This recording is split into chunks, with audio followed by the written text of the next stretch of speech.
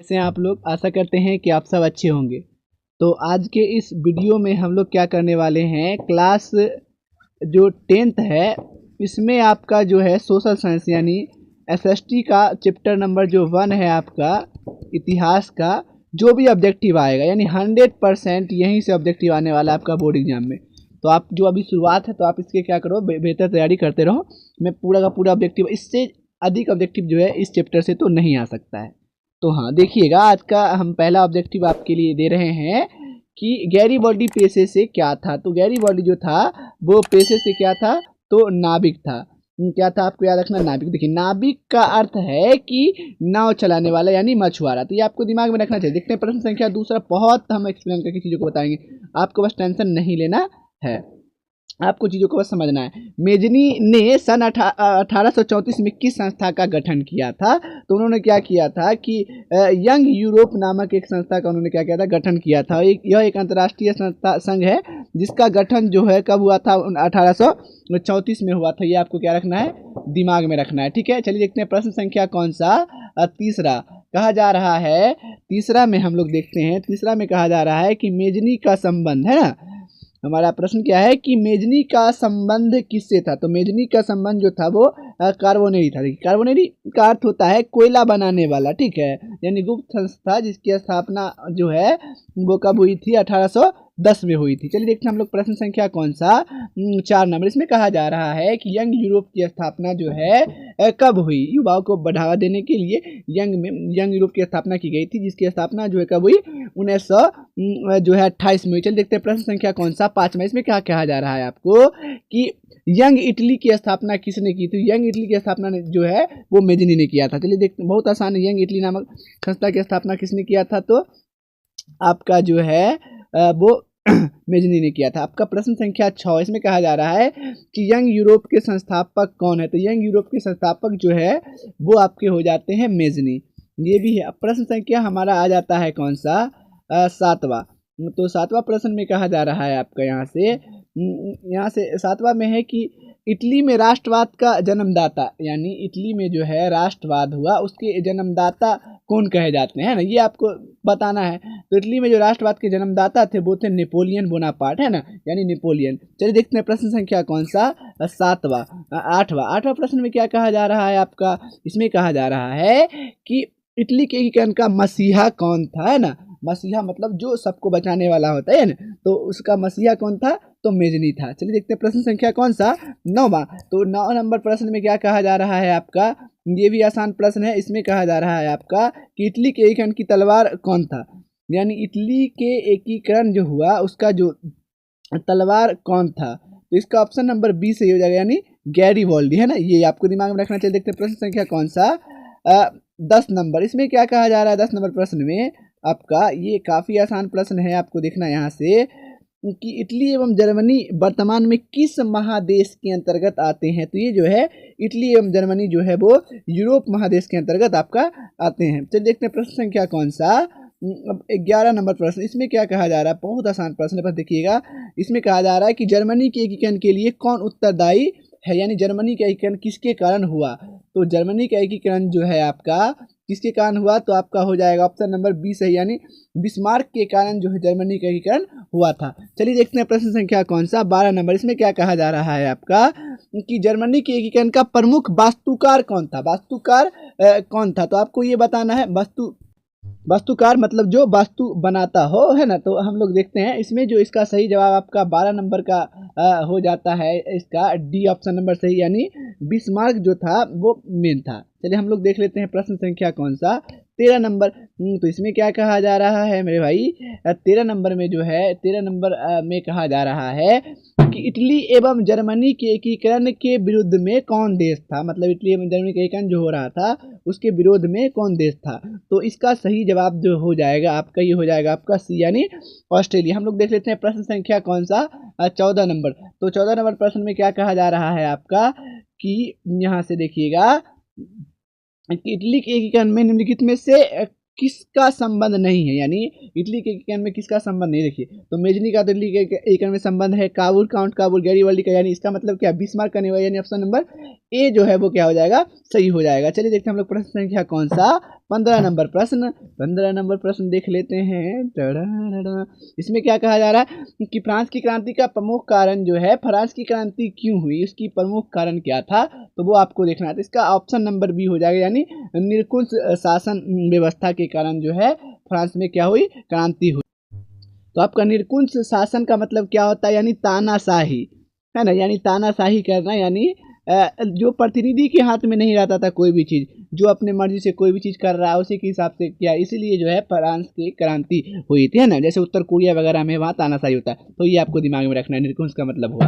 अब हम लोग देख लेते हैं 16 नंबर प्रश्न। इसमें क्या कहा जा रहा है, 16 भी काफ़ी आसान प्रश्न है। इसमें क्या कहा जा रहा है देखिएगा।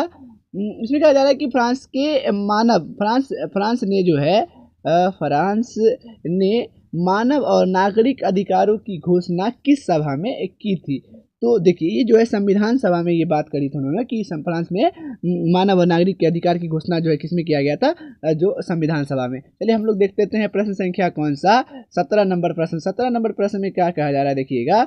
17 नंबर आपको कहा जा रहा है, इसमें कहा जा फ्रांस में किस शासक वंश, फ्रांस में जो है किस शासक वंश के पुनर्स्थापना, है ना, किस शासक वंश की पुनर्स्थापना वियना कांग्रेस के द्वारा की गई। तो देखिए, इसका सही जवाब हो जाएगा आपको ब्रूबो वंश, यानी ब्रूबो वंश के द्वारा ही जो है फ्रांस जो शासक था वहाँ की, उसकी पुनर्स्थापना वियना कांग्रेस के द्वारा की गई। चलिए आप देखते हैं प्रश्न संख्या कौन सा, 17 नंबर। तो 17 नंबर हो गया। 18 नंबर ना, 18 नंबर में क्या है, इसमें कहा जा रहा है प्रश्न में कि यूरोपीय सभ्यता का पालन, है ना, मतलब पालना किसे कहा जाता है, यानी यूरोपीय सभ्यता का जो मेन पालनहार है किसने उसको जन्म दिया। इसका सही जवाब है यूनान वाले को जो है यूरोपीय सभ्यता का जो है पालना कहते हैं। चलिए देखते हैं प्रश्न संख्या कौन सा, 19 नंबर। 19 नंबर प्रश्न भी काफ़ी आसान है। देखिएगा, इसमें एक कहना क्या चाह रहा है कि यूरोप का मरीज, बहुत ही इंपॉर्टेंट प्रश्न है ये। तो यूरोप का मरीज जो है आपको एकदम रट लेना है। तुर्की जो देश था उसको जो है यूरोप का मरीज कहा जाता था, है ना। तो अगर आपको पता है कि यूरोप का मरीज तुर्की को क्यों कहा जाता था, तो आप कमेंट करके नीचे बताओ, तो मैं बुझूँ आपको कि तुर्की को यूरोप का मरीज क्यों कहा जाता था। अगर आप नहीं बताते हो तो मैं अपना कमेंट में उसका आंसर लिख दूंगा, लेकिन आप बता पाते हो तो बताओ आप कि तुर्की को यूरोप का मरीज क्यों कहा जाता था। इंपॉर्टेंट प्रश्न है, आप गूगल से कहीं से जानकारी करके आप लिखो यार, पढ़ना है तो कहीं से पढ़ सकते हो। चलो देखते हैं प्रश्न क्या कौन सा, 20 नंबर। तो क्या है ना कि जानकारी हम लोग कहीं ना कहीं से लेते ही है ना, तभी ना सीखिएगा आप लोग। देखिए, यूरोप वासियों के लिए किस देश का जो साहित्य एवं ज्ञान विज्ञान प्रेरणा स्रोत रहा, है ना। तो ये है, हमें सीखना और सिखाना है, तभी हम लोग आगे बढ़ सकते हैं ना। देखिए, तो हम लोग देखते हैं इसमें किसमें, 20 नंबर प्रश्न में। तो 20 नंबर प्रश्न में कहा जा रहा है, बहुत ही आसान प्रश्न है, यूरोप वासियों के लिए किस देश का साहित्य एवं ज्ञान जो है वो प्रेरणा स्रोत रहा। तो इसका सही जवाब आपका हो जाएगा बी, यूनान वालों का। मतलब यूरोप वासी जो थे यूरोप में रहने, देखिए जैसे कि ऑस्ट्रेलिया हुआ आपका, हो गया अफ्रीका, ये सब बड़ा बड़ा जो देश है, अंग्रेज लोग का जो देश है वो सब यूरोप में आता है, ठीक है। और इसका जो किस का साहित्य और ज्ञान विज्ञान जो उसका प्रेरणा स्रोत है, उसका मतलब देख के प्रेरणा लिया, और ये भी कहा तो यूनान, है ना, ये बात है। यूरोपवासियों के लिए यूनान का देख के इन्होंने करा सब चीज़। चलिए प्रश्न संख्या कौन सा, 21 नंबर। तो 21 नंबर में क्या है, ये भी काफ़ी आसान प्रश्न है। तो आपको कहा जा रहा है 21 नंबर में यहाँ से कि यूरोपीय राष्ट्रवाद से प्रभावित होकर किस भारतीय शासक जैकोबिन क्लब की स्थापना करी थी। मतलब जैकोबिन क्लब जो है यूरोपीय राष्ट्रवाद से प्रभावित होकर, मतलब उसको देखा उसी से प्रभावित हुआ और उसको करके जैकोबिन क्लब की स्थापना करी थी।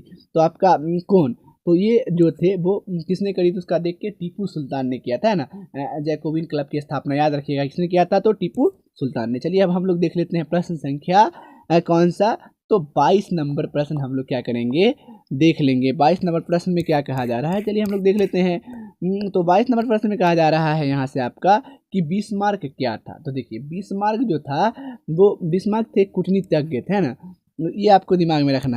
तो आप यहाँ से समझोगे कि कूटनीतिज्ञ मतलब क्या होता है। देखिए, कूटनीतिज्ञ का मतलब होता है कि देखिए दो व्यक्ति है, मान लीजिए एक ए है और एक ए व्यक्ति है और एक बी व्यक्ति है। तो ये सामने वाले को क्या करेगा, फायदा दिखाकर इतना फायदा भी ले लेगा। मतलब क्या, कूटनीतिज्ञ का परिभाषा पूछेगा तो आप बोलोगे कि किसी सामने वाले व्यक्ति को फायदा दिखाकर उसी में अपना फायदा, उसी में अपना स्वार्थ ढूंढना क्या कहलाता है, कूटनीतिज्ञ कहलाता है या कूटनीति कहलाता है। चलिए देखते हैं हम लोग प्रश्न संख्या कौन सा, 22 नंबर, यानी हो गया 23 नंबर। हम लोग देखते हैं 23 में आपका क्या कहा जा रहा है कि यहाँ से बिस्मार्क पर्सा का चांसलर कब बना, मतलब कब नियुक्त किया गया बिस्मार्क को जो है पर्सा का चांसलर कब बनाया गया। तो 1862 में जो है उन्हें पर्सा का चांसलर बनाया गया था। चलिए अब हम लोग देख लेते हैं प्रश्न संख्या कौन सा 24 नंबर में क्या कहा जा रहा है, देखिएगा कि बिस्मार्क किस विद्वान की विचारधारा से प्रभावित हुआ। तो उन्होंने क्या कहा था, हीगेल जो थे, हीगेल की विचारधारा से बहुत ज़्यादा प्रभावित होकर जो है सारे कार्य उन्होंने किया था। तो ये आपको दिमाग में रखना। चलिए हम लोग देख लेते हैं प्रश्न संख्या कौन सा 25 नंबर प्रश्न। 25 में कहा जा रहा है, देखिएगा कि वियना सम्मेलन कब हुआ। ये तो आपको पता होना चाहिए। तो वियना सम्मेलन तो आपको पता है कब हुआ था, 1815 में। हमेशा ध्यान में रखना, वियना सम्मेलन कब हुआ, 1815 में। अब देखते हैं प्रश्न संख्या कौन सा 26 नंबर प्रश्न। 26 नंबर प्रश्न में कहा क्या जा रहा है, हम लोग देख लेते हैं कि वियना सम्मेलन का अध्यक्ष मतलब कौन था, मतलब किसकी अध्यक्षता में वियना सम्मेलन पूरा हुआ। तो वो मेटरनिक जो था वही वियना सम्मेलन का अध्यक्ष बना था। चलिए अब हम लोग देख लेते हैं प्रश्न संख्या कौन सा 27 नंबर प्रश्न। 27 नंबर प्रश्न में क्या कहा जा रहा है आपको 27 में कहा जा रहा है कि विलियम प्रथम कहाँ का शासक था, यानी विलियम प्रथम जो था वो कहाँ का शासक था। तो आपको मैं बता दूं ये जो था पर्सा, है ना, पर्सा के शासक थे। तो चलिए हम लोग देख लेते हैं प्रश्न संख्या कौन सा 28 नंबर। नेपोलियन कोड में कुल कितने कोड हैं। ये बहुत ही मज़ेदार और आसान प्रश्न है कि नेपोलियन कोड में कुल कोडों की संख्या कितनी थी। तो 5 थी। कितनी कोड थी, 5 नेपोलियन कोड में। चलिए अब हम लोग देख लेते हैं प्रश्न संख्या कौन सा 29 नंबर। कहा जा रहा है इसमें कि नेपोलियन ने जर्मनी में किस संघ की स्थापना की थी। तो आपको ये बताना है कि किस संघ का नेपोलियन ने क्या करा था, स्थापना किया था। तो आपका हो जाएगा राइन संघ का, ना। किस संघ का स्थापना किया था नेपोलियन ने, जर्मनी की संघ की स्थापना में राइन संघ का। चलो हम लोग देख लेते हैं प्रश्न संख्या कौन सा 30 नंबर प्रश्न। 30 में कहा जा रहा है कि नेपोलियन संहिता जो है आपका नेपोलियन संहिता किस वर्ष लागू की गई, या नेपोलियन संहिता को जो है किस वर्ष में लागू किया गया। तो इसका सही जवाब आपका हो जाता है 1804 में। कब, 1804 में, यानी ऑप्शन नंबर डी सही हो जाएगा। चलिए देखते हैं प्रश्न संख्या कौन सा 31।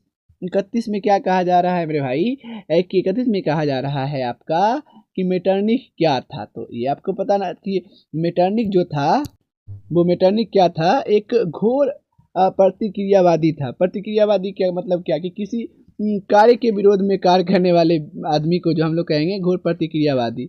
मतलब कोई काम हो रहा है, उसके काम के विरोध में क्या करने लगा, वो विरोध करने लगा, रुकावट उत्पन्न कर दिया, तो वही हुआ प्रतिक्रियावादी। तो मेटरनिक जो था एक घोर प्रतिक्रियावादी था। चलिए तो हम लोग देख लेते हैं प्रश्न संख्या कौन सा 31, है ना। तो ये आपका हो गया। 32 नंबर देखते हैं ना। 32 में क्या कहा जा रहा है, आसान प्रश्न है ये भी, ठीक है ना।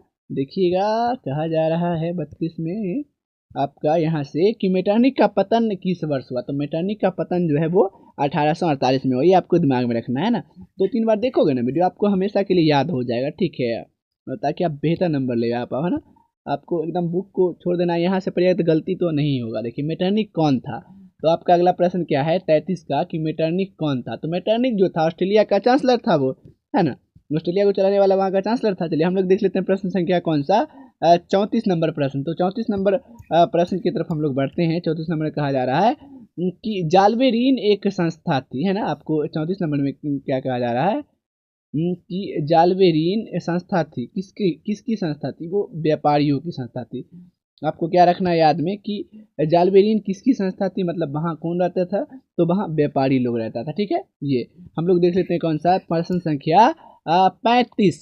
35 में क्या कहा जा रहा है मेरे भाई, 35 में कहा जा रहा है कि जाल्बेराइन की स्थापना किस राज्य ने किया था। तो इसका सही जवाब है पर्सा ने किया था, ना। जाल्बेराइन की स्थापना जो है वो पर्सा ने किया था। ये आपको दिमाग में रखना। हम लोग देख लेते हैं प्रश्न संख्या कौन सा 36 नंबर। हंगरी की राजधानी, तो आपको पता है हंगरी की राजधानी कहाँ है, आप जल्दी से नहीं बता दो।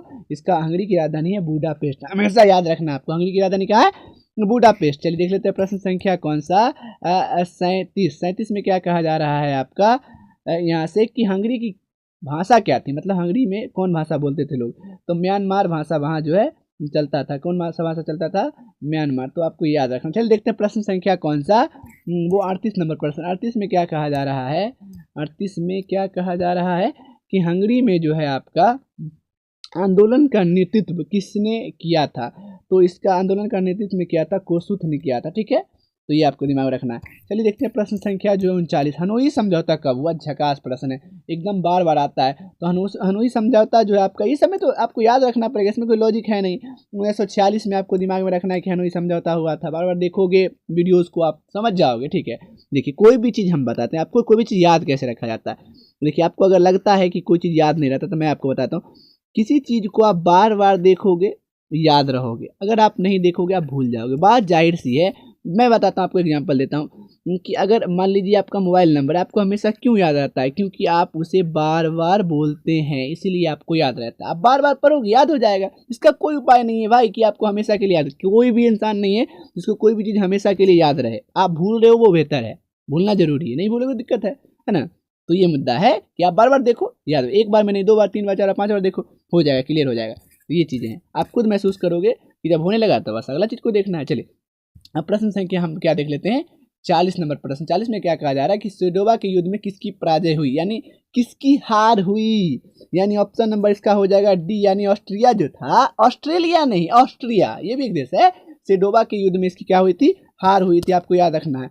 चलिए देखते हैं प्रश्न संख्या कौन सा, 41 नंबर प्रश्न में क्या कहा जा रहा है। सेडोवा का युद्ध जो है वो किसके किसके बीच हुआ था, तो आपको याद रखना है ऑस्ट्रेलिया और पर्सा के बीच हुआ था। किसके बीच हुआ था, ऑस्ट्रेलिया और पर्सा के बीच जो है वो सेडोवा का युद्ध हुआ था। चलिए देखते हैं प्रश्न संख्या कौन सा, 42 नंबर प्रश्न, सिडोन। अब है क्या, प्रश्न संख्या 42 में है कि सिडोन का युद्ध किसके बीच हुआ, तो ये जो है पर्सा और फ्रांस के बीच हुआ था, सेडोवा और सिडोन। यही इसलिए एक जगह दे दिया गया है ताकि आप दिमाग में करो, कंपेयर करो, है ना, बुक में इस तरह का आपको नहीं मिलेगा।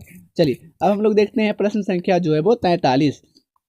तो 43 में क्या कहा जा रहा है आपका, जर्मनी का एकीकरण जो है कब पूरा हुआ। चलिए चलो आप बता दो, तो जर्मनी के एकीकरण कब पूरा हुआ, तो ये 1871 में पूरा हुआ। फ्रैंकफर्ट की संधि भी कब हुई थी, 1871 में ही हुई थी। ठीक है, तो ये आपको दिमाग में रखना। चलिए हम लोग देख लेते हैं प्रश्न संख्या कौन सा, 44 नंबर प्रश्न, जर्मन राज्य का निर्माण ने किसने करवाया था। 44 में क्या है, तो नेपोलियन बोनापार्ट ने कराया था ना, जर्मन राज्य का निर्माण नेपोलियन बोनापार्ट ने कराया था, आपको दिमाग में रखना है एकदम।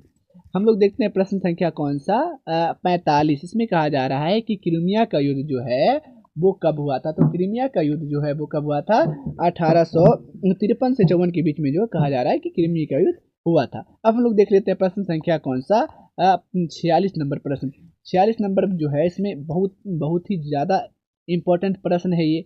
इसमें क्या कहा जा रहा है आपका देख लो, काउंट काबूर को विक्टर एमेनुअल ना ने किस पद पर नियुक्त किया था, है ना। काउंट काबूर जो थे, विक्टर एमेनुअल जो थे, उनको किस पद पर रखा था, तो प्रधानमंत्री के पद पर नियुक्त किया था, आपको दिमाग में रखना। चलिए हम लोग देखते हैं प्रश्न संख्या कौन सा, 47। इसमें कहा जा रहा है रक्त एवं लौह की नीति का अवलंबन किसने किया था, तो रक्त एवं लौह की नीति का जो अवलंबन बिस्मार्क ने किया था। देखिए रक्त एवं लौह की नीति का मतलब होता है कि रक्त बहाना और लोहे का प्रयोग करना, खून बहाना। जब कोई चीज़ सही से नहीं मानता तो बिस्मार्क ने क्या किया, रक्त एवं लौह की नीति अपना ली। तो ये आपको दिमाग में रखना है कि रक्त एवं लौह की नीति का अवलंबन किसने किया था, तो बिस्मार्क ने किया था। चलिए हम लोग देख लेते हैं प्रश्न संख्या कौन सा, 48। ये भी इम्पोर्टेंट है आपका, लाल कुर्ती। वाह क्या क्वेश्चन है, लाल कुर्ती जो का गठन किसने किया था, यानी ऐसा ही प्रश्न आता है कि लाल कुर्ती नामक सेना का गठन किसने किया था, तो गैरीबॉल्डी ने। किसने किया था, गैरीबॉल्डी ने लाल कुर्ती नामक सेना का स्थापना किया था। हम लोग देख लेते हैं प्रश्न संख्या कौन सा, 49 नंबर प्रश्न। 49 नंबर, फ्रैंकफर्ट की संधि।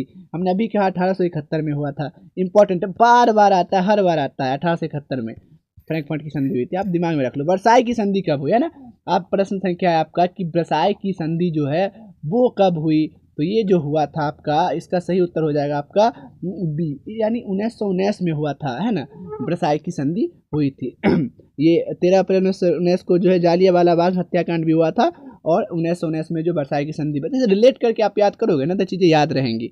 हाँ हम लोग देख लेते हैं प्रश्न संख्या कौन सा, 51। वार एंड पीस की रचना किसने की, लीजिए इंपॉर्टेंट प्रश्न फिर से आ गया। तो इसका सही जवाब है लियो टॉलस्टॉय, है ना, या फिर लियो नहीं रहेगा तो टॉलस्टॉय ऑप्शन में आपका रहेगा। तो इसका पूरा नाम है लियो टॉलस्टॉय ने किया था, वार एंड पीस की रचना करी थी, बुक का नाम है उसका, उसको लिखा था, ये बात है, वार एंड पीस। हम लोग देख लेते हैं प्रश्न संख्या कौन सा, 52 नंबर। किस युद्ध के बाद जर्मनी का एकीकरण जो है वो पूरा हो गया, तो सेडोन का युद्ध के बाद जो है जर्मनी का एकीकरण क्या हो गया, पूरा हो गया। सेडोन का युद्ध खत्म हुआ, उसका जर्मनी का एकीकरण जो है पूर्ण हो गया। चलिए हम लोग देख लेते हैं प्रश्न संख्या कौन सा, 53 नंबर। किस युद्ध के बाद इटली का एकीकरण पूरा हुआ, तो ये हो जाएगा सीडोन। इसलिए यहाँ पर दे दिया गया ना, वो सिनोन था, ये सिनोन, अलग अलग युद्ध है। हम लोग देख लेते हैं प्रश्न संख्या कौन सा, 54 नंबर। इसमें क्या कहा जा रहा है कि किसने कहा था फ्रांस जब चीखता है तो बाकी यूरोप को सर्दी जुकाम आ जाता है। अच्छा प्रश्न है, किसने कहा था? तो आपका सही जवाब हो जाएगा मेटरनिख ने कहा दिया था कि जब फ्रांस चीखता है ना तो बाकी यूरोप वाले को जो सर्दी जुकाम सब आ जाता है, उसका कहना था, यानी नारा था, आप कह सकते हैं एक तरह से, स्लोगन था। हम लोग देख लेते हैं प्रश्न संख्या जो है वो 55 नंबर। इसमें क्या कहा जा रहा है आपका, यहाँ से कि सन 1870 में फ्रांस और पर्सा के बीच युद्ध हुआ था, मतलब कब हुआ था? तो इसका सही जवाब है सिनोन।